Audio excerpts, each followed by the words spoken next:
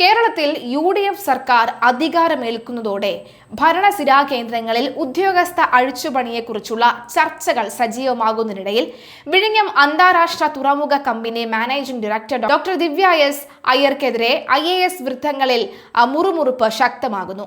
പിണറായി ഭരണകാലത്ത് മുഖ്യമന്ത്രിയുമായി കടുത്ത വ്യക്തിബന്ധം പുലർത്തുകയും സർക്കാരിന്റെ താക്കോൽ സ്ഥാനങ്ങളിൽ തുടരുകയും ചെയ്ത ദിവ്യ ഭരണം മാറിയപ്പോൾ കോൺഗ്രസ് പാരമ്പര്യം ഉയർത്തിപ്പിടിച്ച് പദവി നിലനിർത്താൻ ശ്രമിക്കുന്നുവെന്നാണ് സഹപ്രവർത്തകർക്കിടയിലെ പ്രധാന വിമർശനം.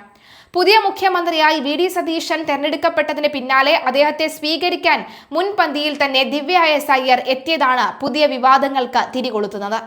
കോൺഗ്രസിന്റെ അന്തരിച്ച മുതിർന്ന നേതാവും മുൻ സ്പീക്കറുമായിരുന്ന G കാർത്തികേയന്റെയും മകൻ മുൻ MLA K ശബരിനാഥിന്റെ ഭാര്യയാണ് ദിവ്യ. കാർത്തികേയന്റെ ഏറ്റവും പ്രിയപ്പെട്ട രാഷ്ട്രീയ ശിഷ്യന്മാരിൽ ഒരാളാണ് VD സതീശൻ എന്ന സാഹചര്യത്തിലാണ് ഭരണം മാറിയ ഉടൻ കാർത്തികേയന്റെ മരുമകൾ എന്ന ലേബലിൽ ദിവ്യ പുതിയ മുഖ്യമന്ത്രിക്ക് മുന്നിൽ സ്ഥാനം പിടിച്ചതെന്ന് സെക്രട്ടേറിയറ്റ് വൃത്തങ്ങളിലെ സംസാരം ഉയരുന്നുണ്ട്. കഴിഞ്ഞ ഇടതുപക്ഷ ഭരണകാലത്ത് പിണറായി വിജയന്റെ കടുത്ത വിശ്വസ്തരുടെ പട്ടികയിലായിരുന്ന ഡോക്ടർ ദിവ്യ എസ് അയ്യർ പത്തനംതിട്ട കളക്ടർ പദവിയിൽ നിന്നും അവരെ മാറ്റിയ ഉടൻ തന്നെ പിണറായി വിജയൻ നേരിട്ട് ഇടപെട്ടാണ് സംസ്ഥാനത്തിന്റെ സ്വപ്ന പദ്ധതിയായ വിഴിഞ്ഞം അന്താരാഷ്ട്ര തുറമുഖത്തിന്റെ തലപ്പത്തേക്ക് ദിവ്യ നിയമിച്ചത്. അദാനി ഗ്രൂപ്പുമായി ചേർന്ന സർക്കാർ നടപ്പിലാക്കുന്ന വിഴിഞ്ഞം പദ്ധതിയുടെ നിർണായക ഘട്ടങ്ങളിലെല്ലാം പിണറായി വിജയന്റെ ദൃഢനിശ്ചയത്തെയും ഭരണശൈലിയെയും പരസ്യമായി തന്നെ പുകഴ്ത്തി ദിവ്യ രംഗത്തെത്തിയിരുന്നു. പൊതുവേദികളിലും അഭിമുഖങ്ങളിലും പിണറായി വിജയനെ പുകഴ്ത്തി സംസാരിക്കുകയും തനിക്കേറെ ബഹുമാനം തോന്നിയ തനിക്കേറെ ഇഷ്ടമുള്ള ഭരണാധികാരിയാണ് അദ്ദേഹമെന്ന് സാക്ഷ്യപ്പെടുത്തുകയും ചെയ്ത വ്യക്തിയാണ് ദിവ്യ. വിഴിഞ്ഞം പോർട്ടിന്റെ സുപ്രധാന കസേര സ്വന്തമാക്കിയ ഉദ്യോഗസ്ഥ ജനവിധി അനുകൂലമല്ലാതായതോടുകൂടി പെട്ടെന്ന് തന്നെ UDF ക്യാമ്പിലേക്ക് കളം മാറ്റി ചവിട്ടി എന്നുമാണ് ഉയർന്നുവരുന്ന ആക്ഷേപം. ഭരണം മാറുമ്പോൾ ഉദ്യോഗസ്ഥർ രാഷ്ട്രീയത്തിനതീതമായി പുതിയ സർക്കാരിനെ സ്വാഗതം ചെയ്യുന്നത് സ്വാഭാവികമാണെങ്കിലും ദിവ്യ എസ് അയ്യരുടെ കാര്യത്തിൽ ഇത് കടുത്ത അവസരവാദ രാഷ്ട്രീയമാണെന്നാണ് ഒപ്പമുള്ള ഉദ്യോഗസ്ഥർ കുറ്റപ്പെടുത്തുന്നത്.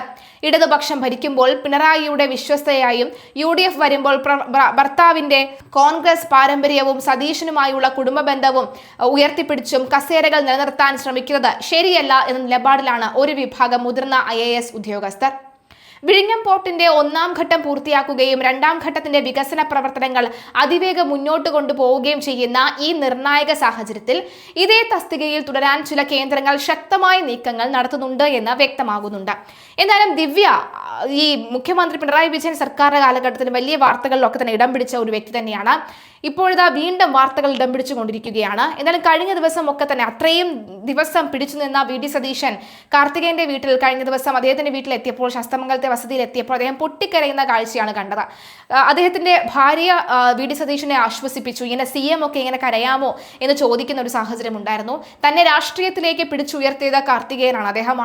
അദ്ദേഹം ഇപ്പോൾ ഉണ്ടായിരുന്നുവെങ്കിൽ ഏറെ സന്തോഷിക്കുമായിരുന്നു. തന്റെ പിതാവിനെയും മാതാവിനെയും പോലെ തന്നെ ഏറെ സന്തോഷിക്കുമായിരുന്നു എന്ന് പറയുന്നുണ്ട്. മാത്രമല്ല കാർത്തികേയനും VD സതീശനെ സ്വന്തം മകനെ പോലെ തന്നെയാണ് കണ്ടിരുന്നത്. അതുമാത്രമല്ല VD സതീശന്റെ കഴിവും ഓരോ വിഷയത്തെക്കുറിച്ചുള്ള പ്രാവീണ്യത്തെക്കുറിച്ചും VD സതീശൻ ഇനിയും ഉയരങ്ങളിലേക്ക് എത്തുമെന്ന ഉള്ള കഠിന വിശ്വാസം ഏതായാലും കാർത്തികേയൻ വെച്ച് പുലർത്തിയിരുന്നു. മാത്രമല്ല ഭാര്യയോടൊക്കെ തന്നെ അതിനെക്കുറിച്ച് പറയുമായിരുന്നു. അദ്ദേഹം എന്നോട് എപ്പോഴും സംസാരിക്കുമായിരുന്നു എന്നും കാർത്തികേയന്റെ ഭാര്യ കഴിഞ്ഞ ദിവസം പറഞ്ഞിരുന്നു. അതിനുശേഷം VD സതീശൻ നടത്തിയ ഒരു ബൈറ്റ് ഉണ്ട്, നമുക്കത് കേൾക്കാം. ഒപ്പം അതുപോലെ തന്നെ തീർച്ചയായിട്ടും ഇത്തരം IAS തലപ്പത്തിലുള്ള ഈ ചർച്ചകൾ അല്ലെങ്കിൽ മുറുമുറുപ്പൊക്കെ തന്നെ ഭാവിയിൽ ഒരു പക്ഷെ വരാൻ പോകുന്ന ചില മാറ്റങ്ങൾക്ക് മുമ്പേ ഉള്ള മുറുമുറുപ്പ് തന്നെ ആയിരിക്കാമെന്ന് നമുക്ക് മനസ്സിലാകുന്നു. ഏതായാലും കാത്തിരുന്ന് കാണാം എന്തൊക്കെ ഭരണമാറ്റങ്ങൾ സംഭവിക്കാൻ പോകുന്നു എന്ന്.